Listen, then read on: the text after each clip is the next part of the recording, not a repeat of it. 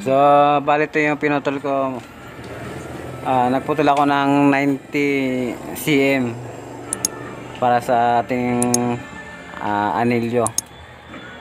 So, ito 90 cm siya.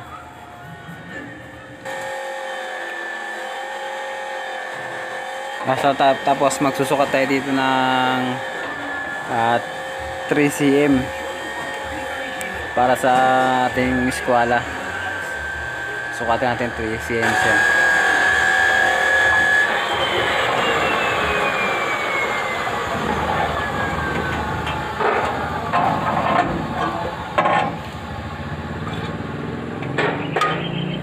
So ipapasok na natin yung tubo natin dito sa bakal para may eskwela natin yung 30 cm nya para makuha natin.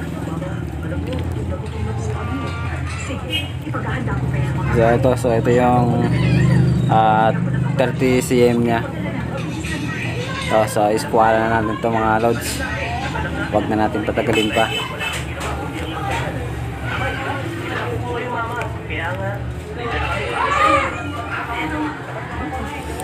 Sukatan ulit natin.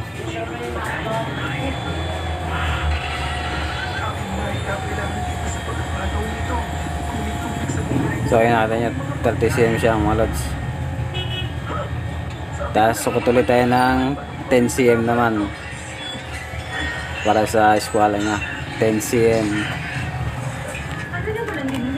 Kuya Gis.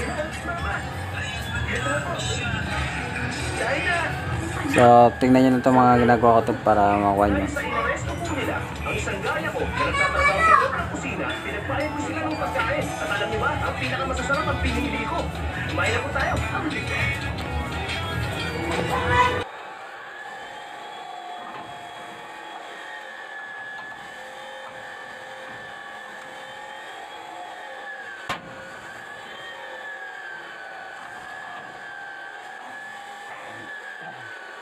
So ito na ngayon naggawa natin mga lods, 30 by 10.